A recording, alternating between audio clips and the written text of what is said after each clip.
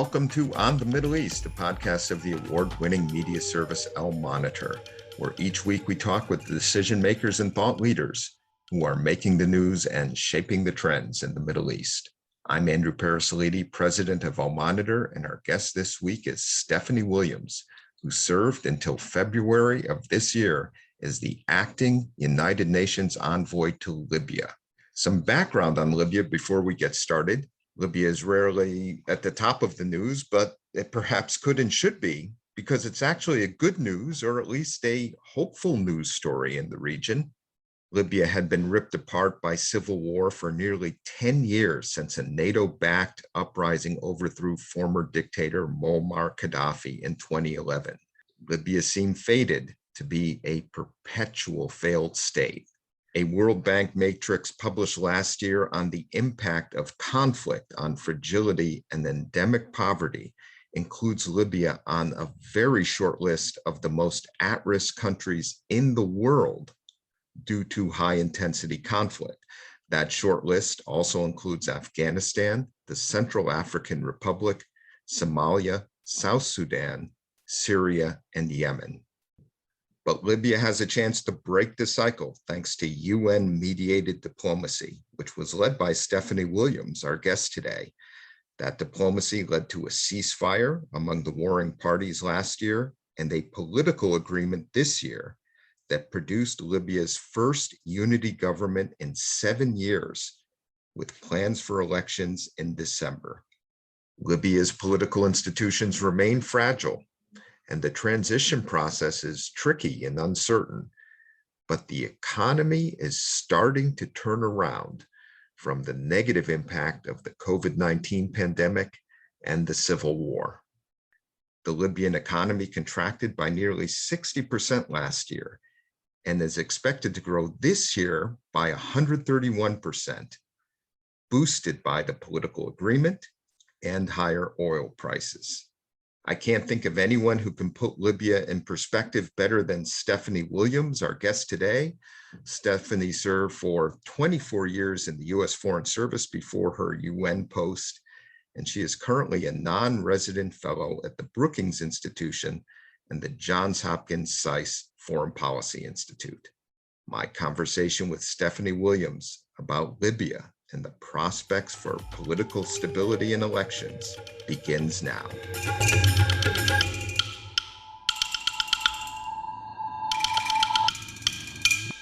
Stephanie, welcome to On the Middle East. Thanks very much, Andrew. It's great to be with you. Let's start with the road to what is, to date, a breakthrough agreement in Libya that you negotiated with the Libyan parties on behalf of the UN last year. Tell us what was driving the fighting in the civil war, what drove the parties to a ceasefire, and what were some of the challenges you faced in getting to that agreement, which could represent a turning point for Libya? So we really do have to go back 10 years to the outbreak of the first Libyan civil war, the uprising against the Gaddafi regime. And I think contrary to what many people believe, that Libya was somehow divided, what really happened in Libya as a result of the 2011 uprising, the upheaval, was Libya fragmented. It was like somebody took a mirror and threw it on the floor, and it shattered into 100 different pieces. So really the challenge, the peacemaking challenge since 2011 has been to gather all of those shattered pieces, all of those fragments, and to help the Libyans to put their society, back together. I would say the other, underlying issue, one of the major drivers of the conflict is the economy. Libya is a country very rich in natural resources. It's a one-crop economy.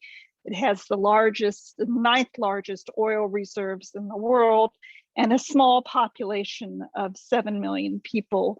And the way those the oil reserves, the way that the resources are managed and distributed has been a central driver of the conflict since 2011. And then, of course, after 2011, with the general breakdown in the institutions, the failure both internally and internationally to engage in a state building project, what you also had was the breakdown of security and military institutions and the proliferation of armed groups. And then on top of that, this unprecedented, sort of foreign interference directly in the conflict, and the pouring in of weaponry, and then ultimately, mercenaries. So this was all sort of a very toxic combination of factors which perpetuated the conflict to the most recent evolution was the 2019 attack on Tripoli by the forces aligned with General Haftar. Now, you've brought us up to 2019. What happens in the civil war, and correct me if I'm wrong, is it comes down to two general warring parties. And one, on the one hand, is what became the Government of National Accord, or the GNA, which was based in Tripoli and was recognized by the UN. And then the other was in the West, and that was led by General Hiftar. Tell us about how it came down to those two sides and what they represented. So yes, in the battle in 2019 that ultimately resulted in the cessation of hostilities in June of 2020, you did have these opposing, the forces aligned with the Government of National Accord and the forces aligned with General Haftar and the so-called, Libyan National Army. But there are other major constituencies in this country, one of which was the elements or the forces that were sympathetic or had been aligned to the former regime. And this constituency, very important constituency, had been totally left out of the political process, because in 2013, the former parliament, the General National Congress, passed a political isolation law which excluded this constituency from participating in the government or indeed for running for office. So, again, it's a complex mosaic. But what happened in 2019 is indeed you had, an attack on the UN recognized government, and then in Western Libya, you had in support of the Government of National Accord, the UN recognized government, you had the largest mobilization of armed groups since the revolution. And so basically on April 4th, 2019, that last phase of the Libyan conflict kicked off.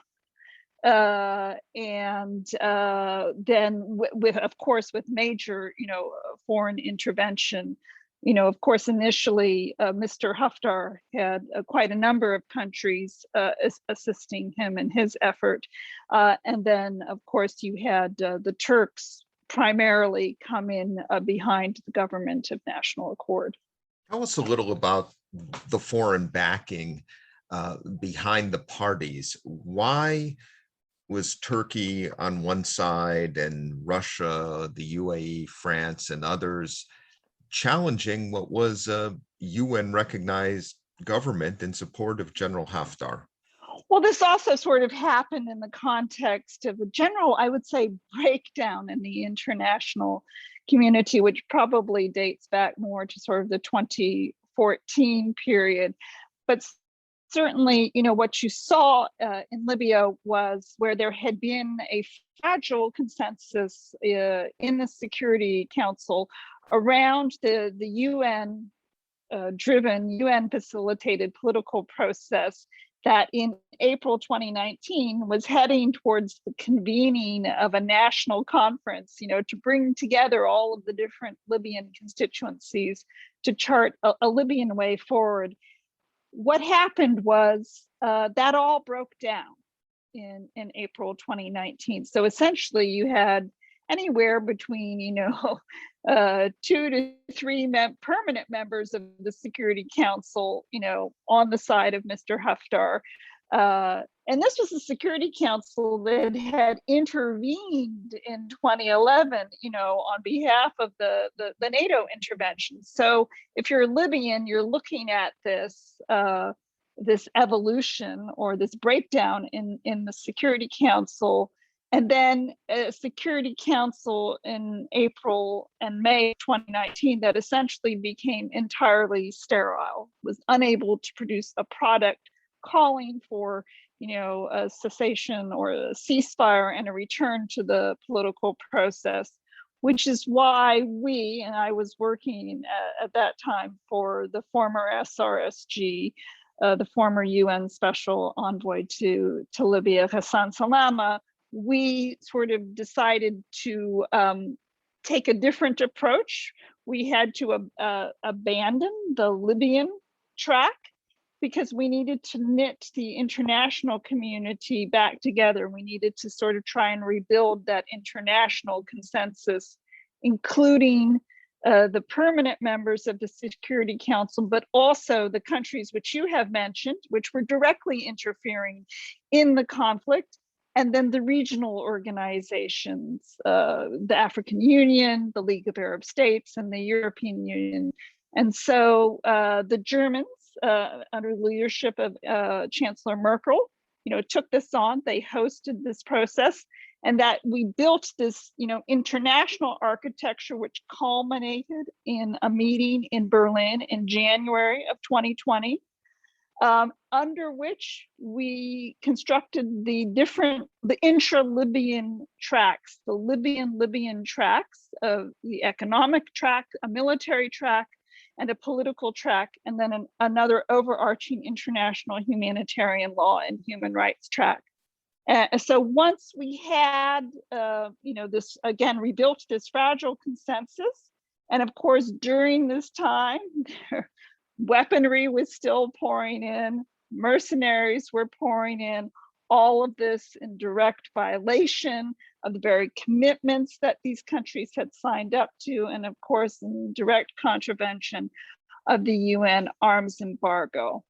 And so, what happened in the spring of 2020, and this coincided with the outbreak of the pandemic, and also Hassan Salama's resignation as the head of the UN mission, and then I became the acting as the Security Council sought to find a new special representative. What happened in this period was that the Turkish assistance to the government of national accord essentially enabled them to push Mr. Haftar back, to expel him and his forces from Western Libya. The two sides, came together. There was a cessation of hostilities in central Libya between the city of Sirte on the coast and further south is a place called Jufra, where there's a large military base. That cessation of hostilities held through the summer. We produced a ceasefire declaration in August through a Track 2 process facilitated by the Center for Humanitarian Dialogue, which I was a part of, and then formalized in the ceasefire agreement that was signed in October 23rd, 2020, by the members of the Joint Military Commission, which was under the military track of the Berlin process. So they formalized the ceasefire agreement, and then that allowed us to really push forward both on the political and the economic tracks. And so we then turned our attention to the political actors, and we took advantage, frankly, of the pandemic to really broaden the political process.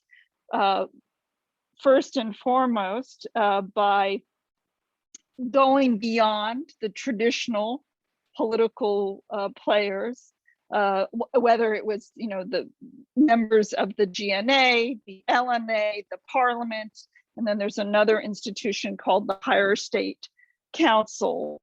We broadened it to bring in, these other constituencies, elements that had been supportive of the former regime, but also to bring in a lot of women, youth, civil society, tribes, ethnic constituencies, minorities in Libya. So we built this, political tent.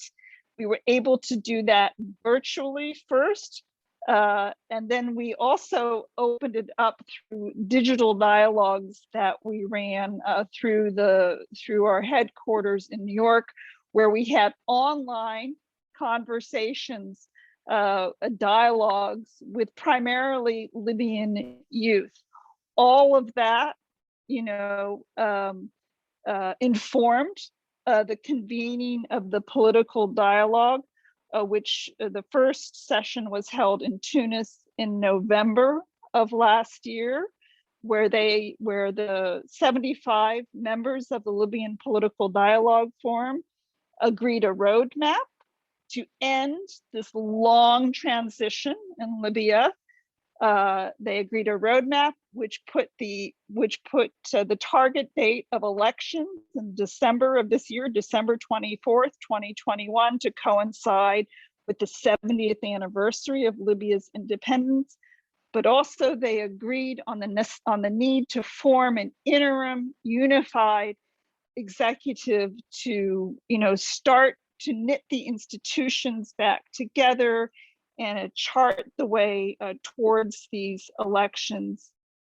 That process took us to February of this year, and on February 5th, 2021, the Libyan Political Dialogue Forum voted, and it was an open and competitive and a very transparent process, witnessed by the entire Libyan public. They voted on the establishment of the Government of National Unity, which was then about a month later, it received the approval of the Libyan Parliament, the House of Representatives. The other two governments, so the previous UN recognized Government of National Accord and the parallel government in Eastern Libya, dissolved, and we had the first unified government in Libya since 2014. So 50% of the roadmap was accomplished. And now, of course, everybody is looking towards the achievement of the elections. The ceasefire has held. Oil production has been resumed because there was an oil blockade for 8 months of 2020. Of course, there are a number of challenges ahead, particularly leading to the elections, which I'm sure you want to get into.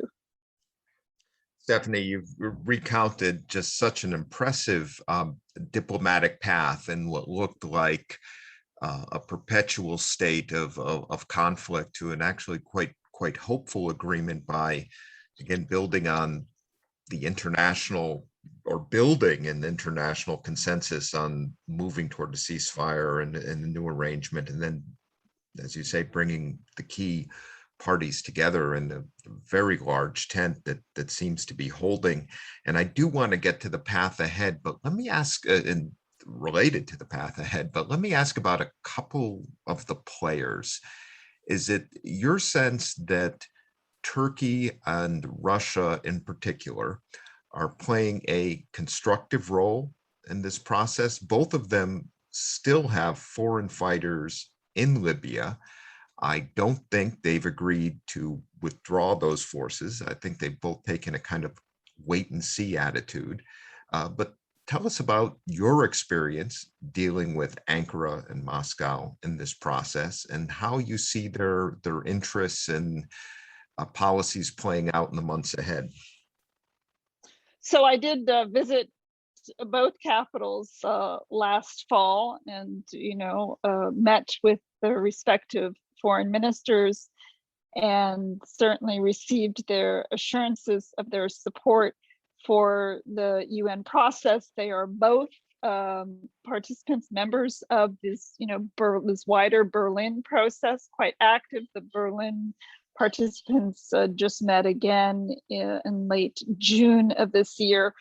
Look, I think that for all of these international actors, who do have their own strategic, economic, commercial interests in Libya, it is fundamentally in their interest to see a stable and prosperous Libya at peace with itself, and frankly, a Libya that is represented by a democratically elected government that will have the inherent legitimacy representing the Libyan people to make the kinds of agreements, to strike the strategic agreements that I think many of these countries are interested in, whether it has to do with military basing, whether it has to do with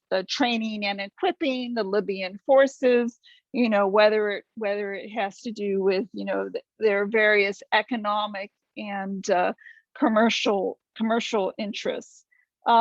Really, it is in, I think, everybody's interest for us to see that kind of Libya emerge, because if things fall apart, if it all starts to unravel, we will again see a Libya that is unable to protect its borders, a Libya that is a haven for international terrorist groups, a Libya that is awash in all sorts of criminal and sordid actors who engage in the trafficking of human beings, of fuel, of drugs, and of weapons. And that makes Libya a danger, first and foremost to itself, to its neighbors, and for international peace and security. So, I think the degree to which the international focus can be on sustaining the momentum and helping the Libyans, to come together and to achieve this goal of national elections, which, by the way, is a goal that's widely supported by the Libyan people. An overwhelming majority of Libyans want to see the achievement of national elections. Are the interests of outside powers in Libya, Turkey, Russia, and others driven primarily, if not exclusively, by oil, or what else might be involved here?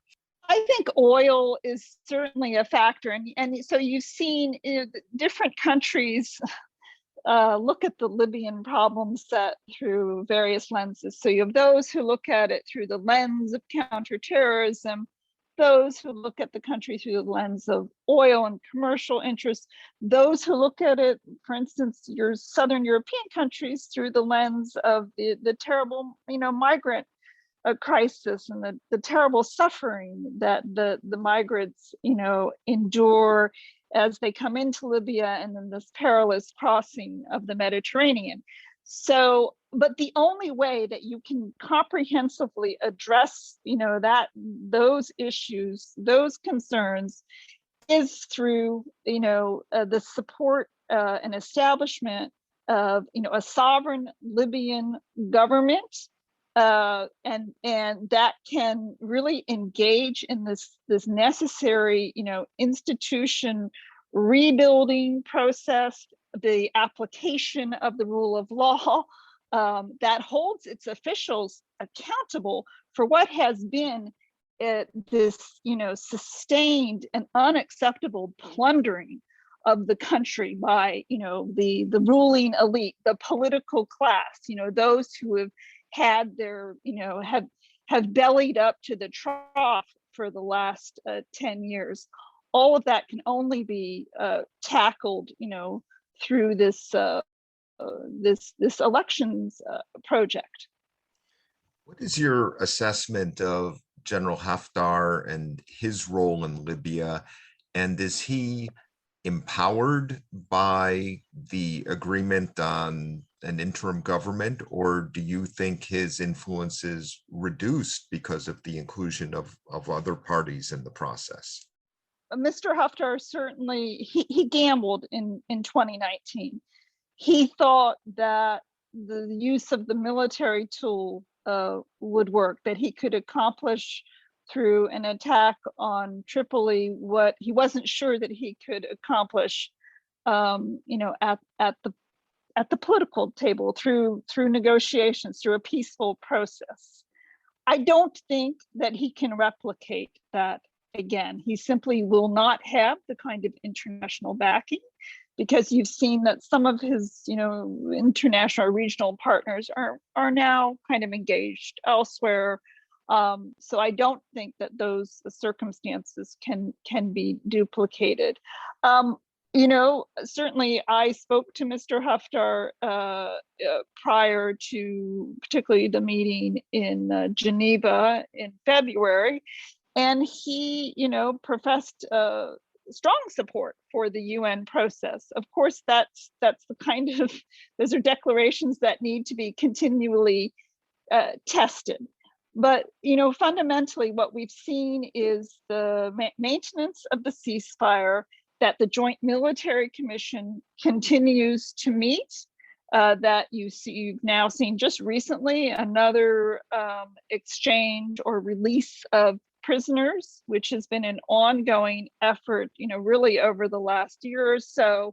You've seen an opening of a major artery between the east and west of Libya, which has now allowed, commercial and, civilian traffic along the coastal road between Misrata and Sirte. So, you have, there is a continuation of these efforts to maintain the peace. And that is something that's going to require really sustained mediation inside Libya, amongst the Libyan parties, and also, internationally.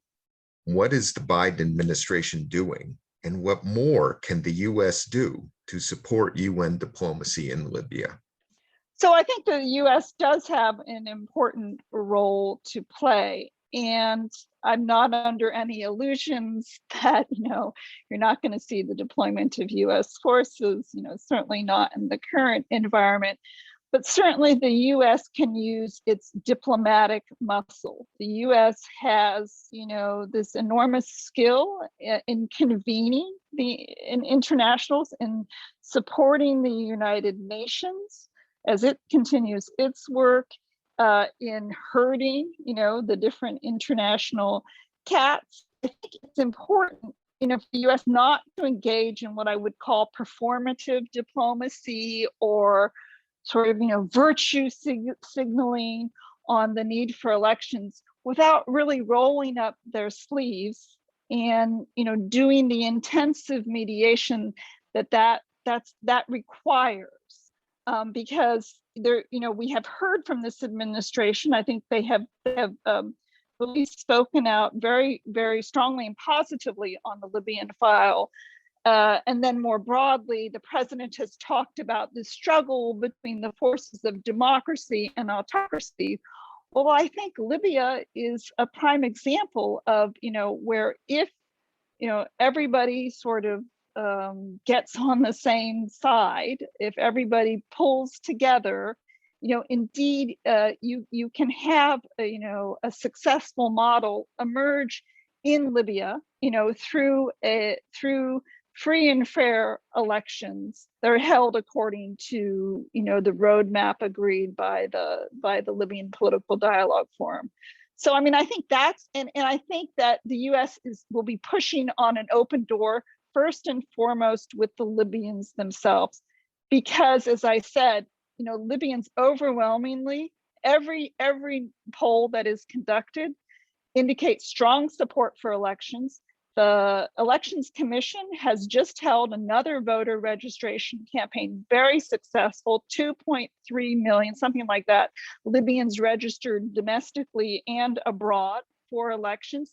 Have a number of political parties that have been formed recently, and also a lot of candidates are emerging for the prospective parliamentary and presidential elections. And they have conducted, by the way, municipal elections, mostly in Western and Southern Libya throughout this entire period, throughout COVID and conflict. Libyans have gone to the polls to elect their leaders at the very local level, and now they want to do the same thing nationally. Are the timetable laid out in the February agreement is an ambitious one?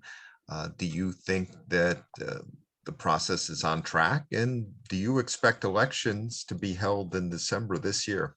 That's a very good question. As I said, I think, technically speaking, and they have a very capable elections commission, a very good technocrat, runs the National Elections Commission.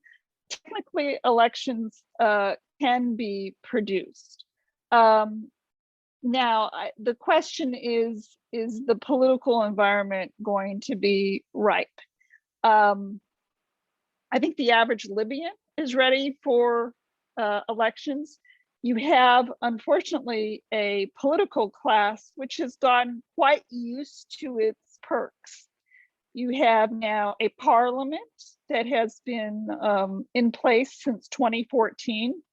Elections should have happened some time ago for the parliament. You have this other institution called the Higher State Council, which is a legacy institution from the first national elections held in Libya in 2012. That institution, these people have been in their seats for 9 years. With that comes access, not only, as I said, to sort of the state coffers, but also this whole network of political patronage. They find it, I think, hard to let go, but it's time for them to let go. And for the unity government that was formed, this was always envisioned as an interim institution who would have a very sort of, strict mandate, which, should be put in a chastity belt with regard to its, budgetary ambitions. And that, everybody needs to be driving forward for elections. So you're meeting I think we're seeing the expected resistance from the so-called status quo forces. And those aren't just political forces. There are many, many people who have benefited, from the chaos of the last 10 years. But, and then there is the question of the constitutional basis for elections, and whether the constitutional basis, and this really also gets into what are the prerogatives of the president versus the government. There are those who say that you must have a constitution in place prior to presidential elections. And there are others who believe that a constitutional basis would be needed. So, these are the discussions that the Libyans are having now. I think we all need to, sort of be cognizant of the fact that sometimes the whole use of the constitutional argument is used as a delaying tactic, because the constitutional draft that is on the table now is actually quite controversial. And if it were put to a referendum, there are indications that there would be boycotts certainly in Eastern Libya, but also among some of the ethnic constituencies. So this is part and parcel of the mediation that needs to take place amongst the Libyans themselves, with the strong backing of the international community, who needs to understand that any sort of backsliding could be a driver of conflict. Stephanie, thank you for your insights and analysis. I said at the outset that Libya is a good news story, or at least a hopeful news story in the region. And that's in good part because of your diplomatic leadership and role in the UN process, which has given Libya and the Libyan people some welcome and overdue hope. So thank you for being with us today. Thanks for the very interesting session. I appreciate it. We will return after this short break.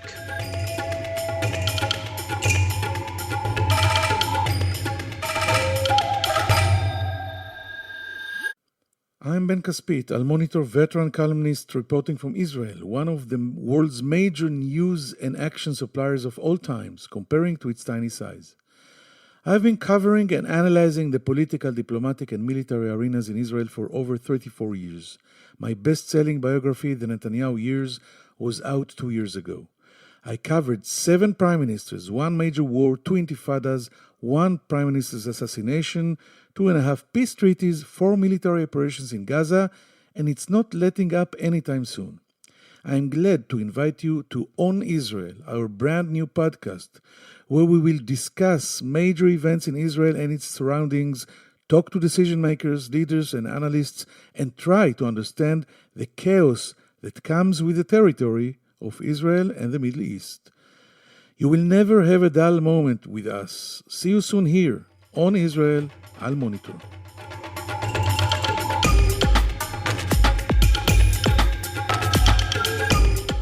Thanks to our guest today, Stephanie Williams, and thanks to our producer, Beowulf Rochland.